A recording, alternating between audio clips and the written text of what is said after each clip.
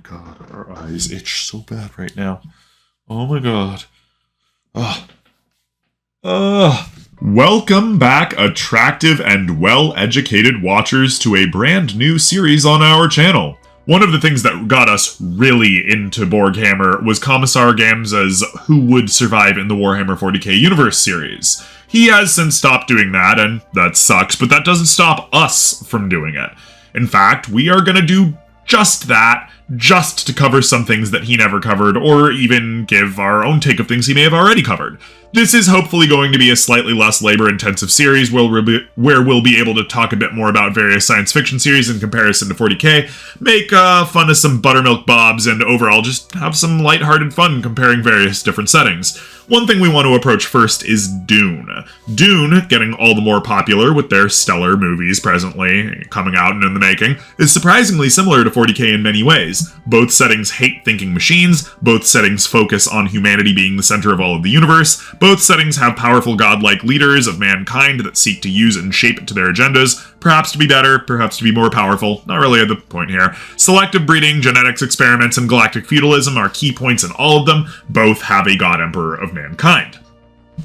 Dune, for those of you who don't know, is all about the danger of strong, singular, charismatic leaders. They should come with warning labels, according to Frank Herbert, may be dangerous to your health. In the mainline Dune series, that message is hammered home hard in many ways, from Paul Atreides trying to avoid the Great Jihad where billions would die in his name, to the God Emperor of Man raging at his own personal servant and bodyguard about the disgusting nature of fanatics and how they destroy everything that is good.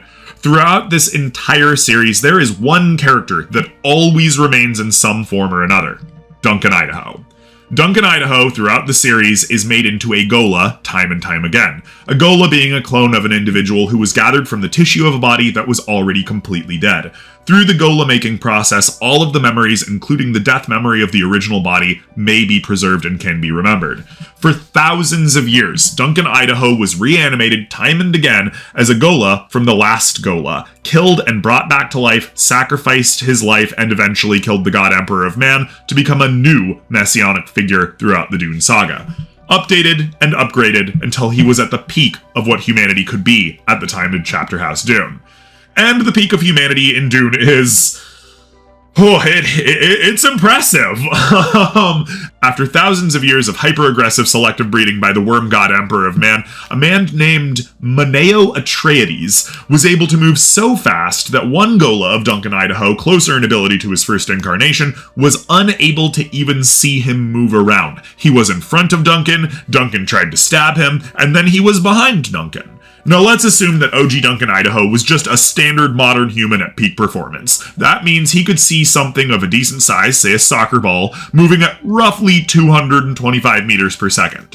Of course, even OG Duncan Idaho was the result of over 10,000 years of selective breeding, so let's assume that he was at least twice that good in this scene where NOW sidesteps his assassination attempt. This means that humans during the event of God Emperor of Dune were foreseeably able to move at 1.6 times the speed of sound with casual ease. And NOW explicitly tells that Ghola of Duncan that the Emperor Leto II, the Worm God Emperor, has been breeding them not just to be faster, but to be stronger, smarter, having better self-restraint, and being more sensitive to the emotions and reactions of others, such that Duncan Idaho's Ghola was like reading an open book to NOW. That Duncan Idaho, in NOW's own words, was, quote, just an older model, unquote. And by the time of Chapter House Dune, Duncan Idaho has been completely updated to be the greatest humanity has to offer. What's more, he has also regained the memory of all of his previous incarnations, hundreds of lives of experience. And these memories and that experience is more important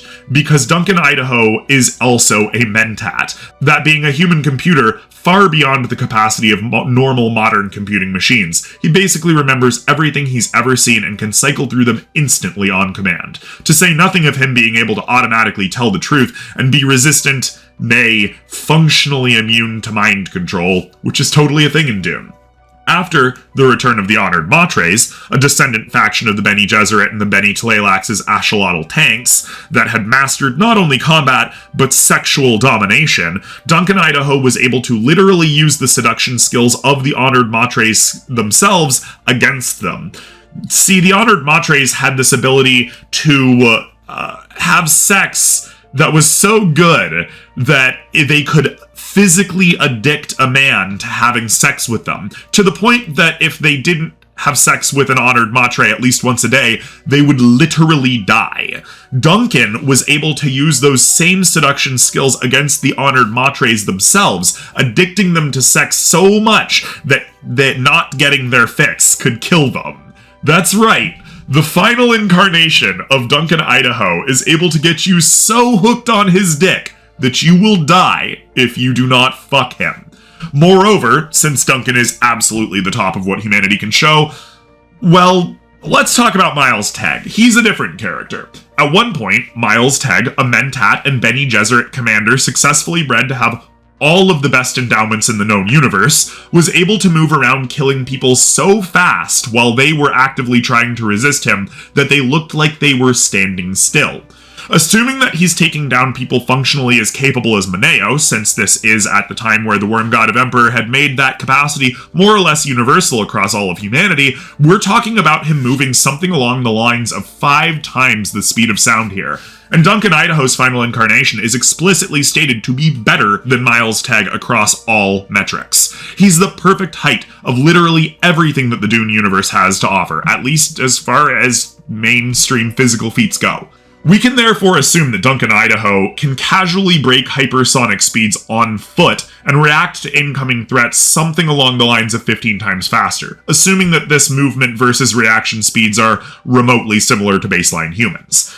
Imagine, please, if you will, an individual with the capacity to reach out and catch a bullet out of the air with casual ease. Now, imagine Duncan Idaho clearing the distance of roughly 2 kilometers in a single second to pluck that man's eyes out before he can figure out what happened. That's what we're dealing with. That's the sort of humanity that Dune has to offer. Believe it or not, this is absolutely what every buttermilk Bob in the community thinks the Astartes are. In actuality, this brings Duncan Idaho to Primarch or more levels of power.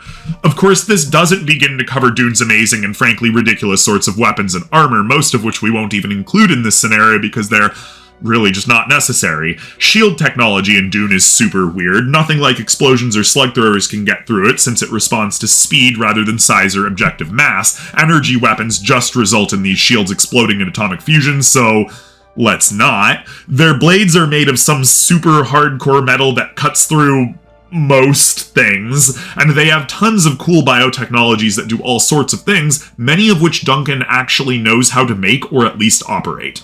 Master of all manner of swordsmanship and martial arts, including but not limited to the Bene Gesserit Weirding Way and the Honored Matre martial arts, which evolved from the Weirding Way, Duncan Idaho is a powerhouse beyond many settings, and a good example of an introduction into the 40k universe who will not need to worry terribly much based on raw ability alone. That being said, we're going to try to make this series fun and always start with a worst case scenario, followed by some more standard scenarios, followed by 1 or 2 joke scenarios that aren't likely but are also not necessarily impossible. So let's start with the worst case scenario. So it was brought up to us during the writing of this episode that Duncan Idaho is or would be considered a mutant. By definition, humanity in the Dune universe is selectively bred and mutated to be superhuman, and at the point that we're talking right now, Duncan Idaho actually specifically has a new gene that has been inserted into him that makes him immune to prescience. He's been mutated as well as is a mutant. By definition, the whole entirety of humanity in the Dune universe is selectively bred and mutated to be superhuman, and Duncan Idaho, being a Gola, has eyes like liquid metal. While he's certainly otherwise indistinguishable from a standard human of the setting, as someone told us while we were making the script, quote, he can move like the Flash and can fuck you so good that you literally die if you don't get that done cock, unquote. Standard human, that is not. So let's assume that Duncan Idaho, in the worst case scenario, arrives in the worst possible area he could, a monodominant compound, or any area where any and all mutation is absolutely the worst no matter how minor, like in our hopeful future book featuring Eric Wavar, Agri-Worlder, and Galaxy's Most Pragmatic Guardsman. Simply put, even his eyes will draw a target on his back and bring upon the worst of the worst to his doorstep. In this scenario, Duncan would be hard-pressed to find a way to survive more than a decade or two, not because of his lack of abilities, but because of the scale of the 40k universe as opposed to him being only one person, no matter how strong, fast, and resourceful. He must still breathe, eat, drink, and sleep, and he must hide in an alien universe full of people he, by all means, would consider barely better than animals. Unable to control their baser emotions and urges, Duncan Idaho would hardly be able to call many in the 40k universe human. Most wouldn't even pass the Gamza bar. Since humans in his line of culture are separated from the animals by way of their ability to fight off the animal urges of fear, panic, hate, and other base emotions, humanity in Dune is embodied by self-control. Fear is the mind killer, a product of living as an animal. Over the course of the next decade, he would commit himself to the bloodiest of guerrilla wars, capturing inquisitors and seducing them, or outthinking countless hunters. But eventually, the countless trillions of dedicated mutant hunters would probably pin him down on a planet and just nuke the entire thing out of existence. Even Duncan Idaho cannot survive the wholesale destruction of an entire planet, after all. With this in mind, monodominants are surprisingly not common in the Empire, and the idea of dropping into a world so xenophobic that even a guy without extra eyes or toes would be killed on sight is rare when you think of how hideous and terrifying some of the underhives of the standard Imperial world can get. So, with that in mind, let's get on to the standard scenarios. Number 1. Originally, Commissar Gamza's Who Would Survive videos were supposed to give each character at least a fair shake at survival. He would stick them in a role where they would be pretty good at, where they would fit. And there are plenty of places that Duncan Idaho, if one could get past the metallic eyes, could fit into the 40k universe. I mean, come on, bro doesn't even have an extra eye or toes. He's not really that much of a mutant, is he? So, to start off, let's talk military. You see, Duncan Idaho was already an amazing commander, swordsman, and overall badass in the very first book of the series, so there's no reason to think that he wouldn't fit quite well into the Imperial Guard as a commissar or something like that, even if we consider this in his first incarnation. Which we don't. This is his final incarnation. Assuming that the people who convince him to join the Imperium allow themselves to look past his obvious alterations, he would prove himself very quickly to be one of the best people in the Astra Militarum. Able to move at 5 times the speed of sound across the battlefield as though they were a light jog, he could literally cannonball his way into an enemy line and be back before they figured out what was going on.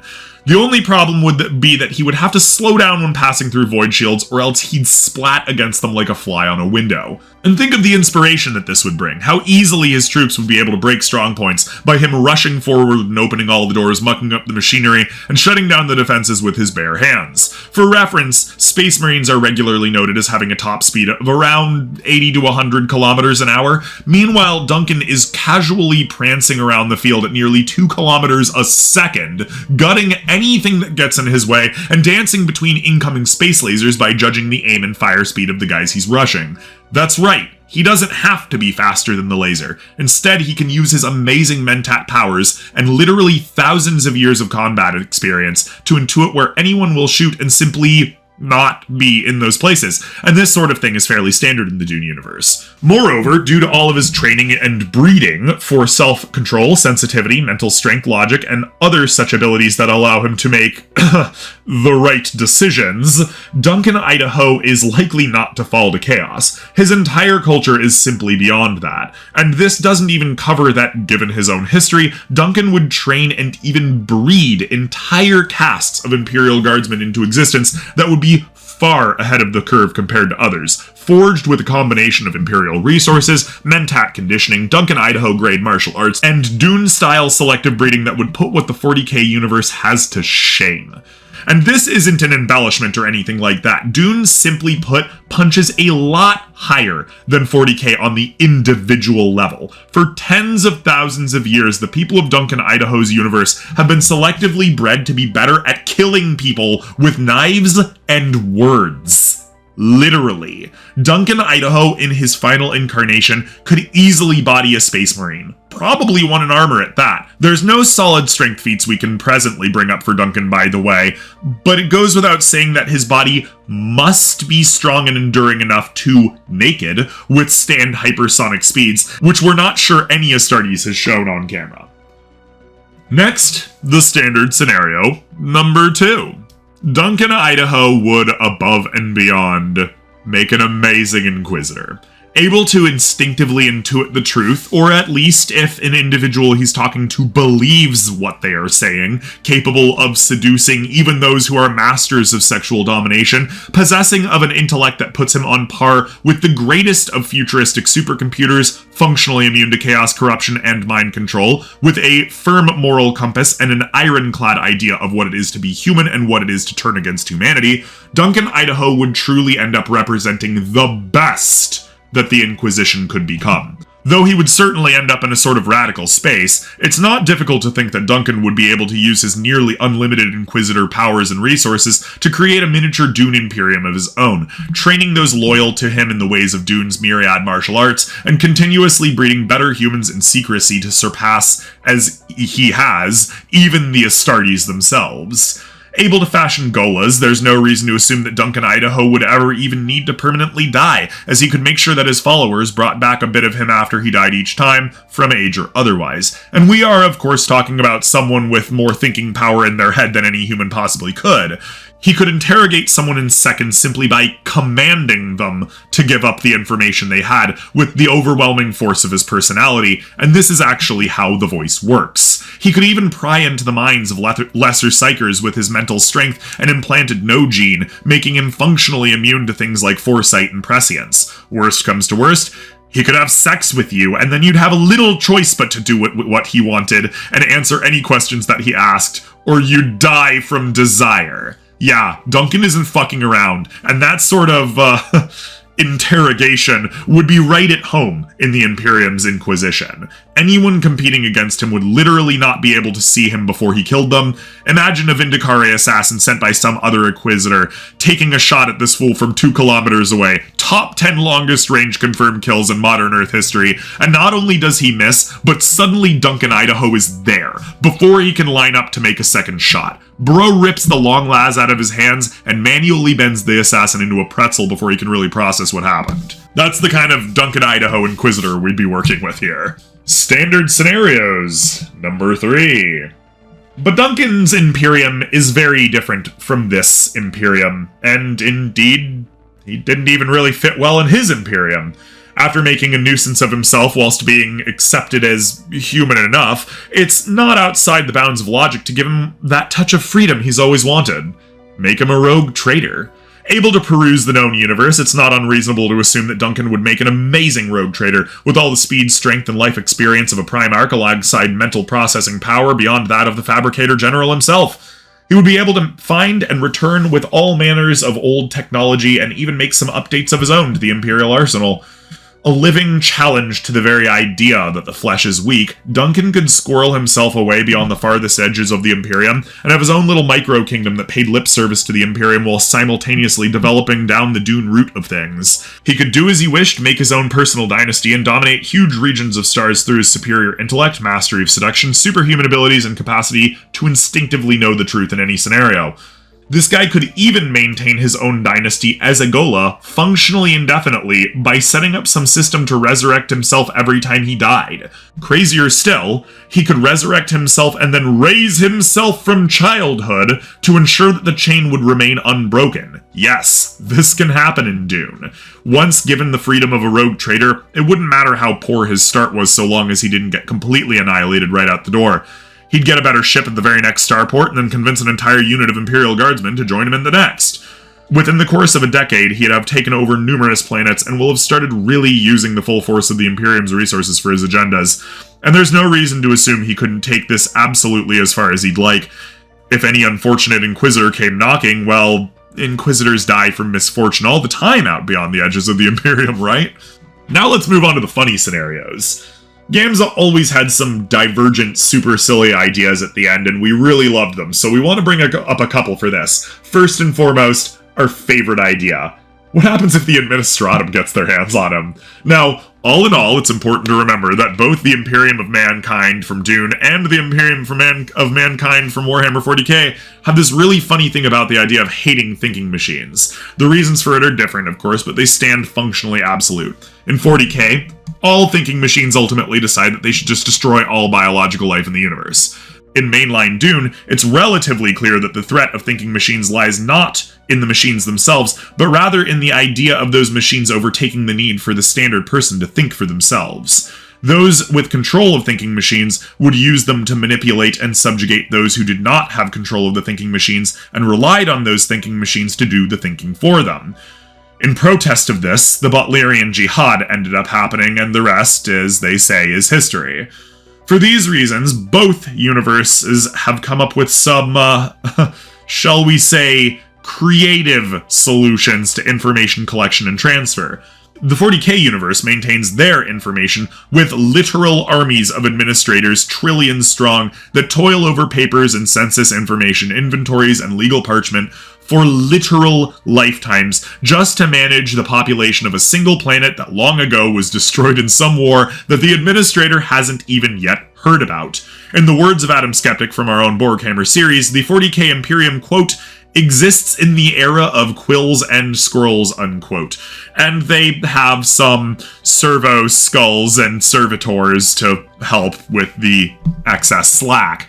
The Dune universe found a more practical solution to this. They made mentats. Mentats, as mentioned before, are human computers. They remember everything to such a degree that remembrancers blush. They can do the most complex of mathematics in their head instantly, and they can track time, space, and distance instinctively without any error at all. Their ability to calculate and compile information from disparate, sometimes unrelated sources is astounding, and they are able to be replicated through various training methods and selective breeding for higher intelligence and better active recall. Long story short, Duncan Idaho would be the perfect solution to all of the Administratum's problems, and so long as he keeps training him more like him, there's no reason at all to worry about his weird eyes or the whole sexual addiction thing that happens whenever he gets his hands on some nice young clerk or secretary, ladies' man that he has been shown to be. Within a few short centuries, provided he got regular rejuvenation treatments, he would be able to pump out, potentially literally from his own loins, a veritable army of mentats to start straightening out the Administratum's 10,000-year mess. And before you knew it, logistics would start cleaning up. New warp lanes that were barely happened upon a few thousand years ago would come into regular use. Inventories would have fewer discrepancies, and everything would fall into order. Suddenly, before anyone would really understand it, hive cities would start growing, and people would start eating well. Schedules would be maintained. Suddenly, people even in the harshest of territories would get free time. And before the end of 1,000 years, the Imperium would be running smoothly like a well-oiled machine. All because Duncan Idaho revolutionized the glacial bureaucracy by standardizing the training of mentats to replace the old systems of the Administratum. Well, definitely the most ridiculous of scenarios in this, whole video, this is the best place anyone in the Imperium could put Duncan Idaho if they wanted to put him to really good use. The mentats, on the whole, are better than anything that the 40k universe has come up for computing and information processing, and the Administratum is by far the weakest link in the entire 40k Imperium. Just having Duncan Idaho take over the reins and inserting more Dune-like system of administrative bureaucracy would go so far that it might be all the Imperium needs to finally take over the rest of the galaxy. And finally, the funny scenarios number 2. So far, our Duncan Idaho has only dropped into the Imperium, mostly because the Dune universe is strangely silent on aliens, except to note that atomics are being saved up just in case some non-human threat were to arise. However, it actually occurs to us that Duncan's lifetimes of experience, diverse skill set, amazing abilities, superhuman dexterity and speed, and overall enlightened way of thinking would fit in very well with one society in particular, the Eldar. You see, the Eldar would undoubtedly respect a human that is, by all rights, thousands of years old. He has practiced many different ways of life, mastering them. While the Eldar are normally superhuman in their grace and dexterity, Duncan Idaho is faster, reacts more fluidly, and has been raised multiple times in a culture that relies on the same ways of combat that the Eldar have long practiced and perfected. His intelligence and memory would put some Eldar to the test, and that would, of course, extend to his abilities to use limited prescience and probabilistic thinking to get one over on them. And of course, he himself is functionally immune to the prescience that the Eldar Farseers so regularly wave over the heads of the Imperium. Of all humans that they would be able to tell everything about, Duncan Idaho would be much like a pariah to them, an absence in the warp, a place of no psychic presence, where his energy and his energy alone could leave and come back to him, but once leveled on him, any psychic outside influence would be ultimately rendered as good as moot. And those Eldar that live on Maiden Worlds are not actually that different from the Fremen that Duncan Idaho so readily integrated with and learned from before the events of even the first book. It is not entirely unreasonable to assume that Duncan Idaho, disgusted at the lesser breed of humanity present in the 40k universe, would ultimately find himself siding with the more civilized and self-controlled Eldar, and joining their ranks to either breed better humans, possibly even with the Eldar, or possibly even rise in their society and become a major figure to help them out in hard times. No matter how we look at it, Duncan Idaho would do just fine in the 40k universe, so long as he got a fair shot and didn't arrive either in the middle of nowhere or in the middle of a mono-dominance Inquisitor's area of space. If those that found him could look past his metallic eyes and superhuman abilities, it wouldn't be hard for him to become a capable battlefield commander, an amazing Inquisitor, possibly even a good rogue trader, or even kick it in the Administratum with his amazing Mentat powers. Worst comes to worst, he could almost certainly find a decent home with the Eldar on the Craft Worlds. And that, we believe, is where our video ends. We very much plan to have more videos like this in the future to fill out the much more labor-intensive research and development of the ongoing Borghammer series, Adam's recent entry back into higher education, and our own need to get the farm ready for sale means that we just don't have the time that we used to, and so we're going to try to fill the space that we would otherwise want to fill with Borghammer with easier works to keep you guys coming back. Thanks for coming, everybody. Have a great day. Stay safe, stay healthy, stay inside, and of course, remember to help each other. Bye!